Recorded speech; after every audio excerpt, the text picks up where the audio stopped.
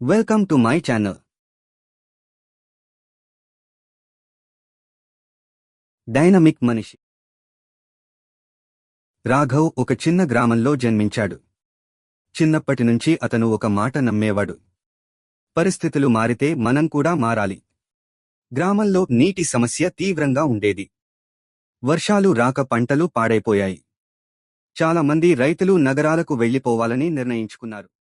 కాని రాఘవ్ మాత్రం వేరుగా ఆలోచించాడు. పారిపోవడం కాదు, పరిష్కారం కనుక్కోవాలి అన్నాడు. యూట్యూబ్ లో డ్రిప్ ఇరిగేషన్ గురించి నేర్చుకున్నాను. కలిసి ఒక టీమ్ గా పనిచేద్దాం. మన ఊరి రైతులందరికీ ఇది ఉపయోగపడుతుంది.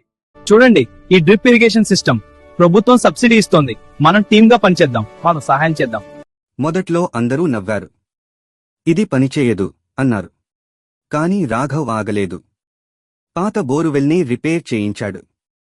వర్షపు నీటిని నిల్వ చేసేందుకు చిన్న చెరువు తవ్వించాడు. 1 సంవత్సరం తర్వాత ఆ గ్రామంలో పచ్చదనం తిరిగి వచ్చింది.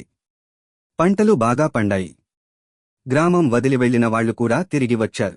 రాఘవ్, నువ్వు మారలేదు, నువ్వు పరిస్థితులను మార్చావు. డైనమిక్ అంటే మారడం కాదు, సమయానికి సరైన నిర్ణయం తీసుకోవడం. నీతి. డైనమిక్ వ్యక్తి పరిస్థితులను తప్పించుకోడు, వాటిని మార్చే ధైర్యం చూపిస్తాడు. Thank you for watching Crazy Kids Telugu 25.